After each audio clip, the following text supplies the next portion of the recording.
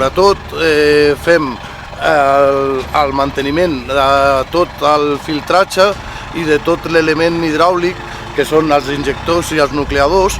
els quals estan exposats a la pressió de l'aigua. Hi ha un desgast molt important i també porten un filtratge pel davant, i els tenim aquí perquè els haurem de moure i els haurem de canviar de puesto perquè són canons mòbils, i una part d'ells aniran a la pista Bet, un lloc de molt difícil accés amb el qual no tenim accés rodat, i haurem de fer un helitransportatge per ficar-los a puesto i tornar-los a tenir en condicions per treballar i poder nivar la pista Bet.